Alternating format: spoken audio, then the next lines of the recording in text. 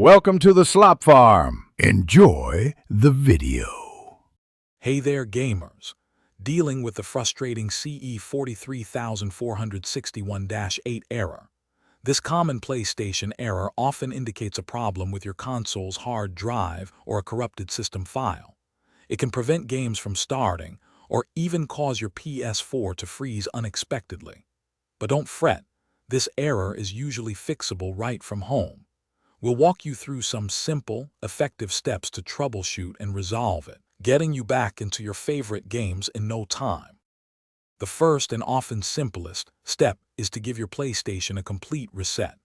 Turn off your console completely, unplug it from the power outlet for at least 60 seconds, then plug it back in.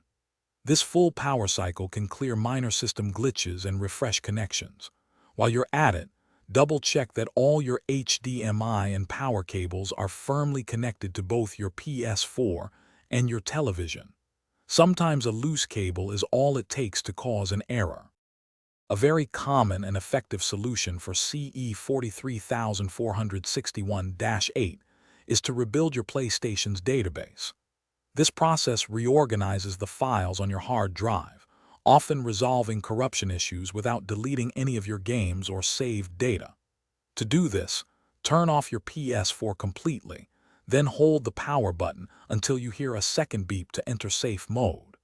Connect your controller via USB, then select Rebuild Database, which is option 5. It might take a while, but it's often worth the wait.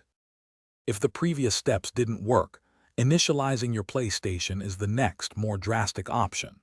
This process essentially factory resets your console, removing all data, games, and user accounts. It's crucial to back up your saved game data to PlayStation, plus cloud storage or a USB drive before proceeding.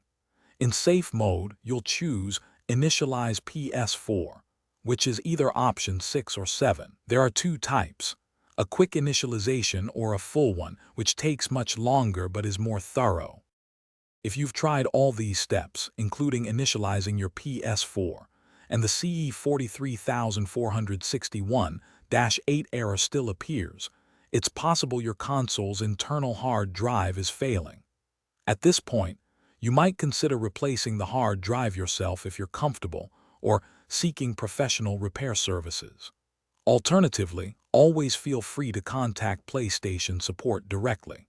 They can provide further troubleshooting, discuss warranty options, or guide you through more specific solutions for your particular console. Don't give up hope.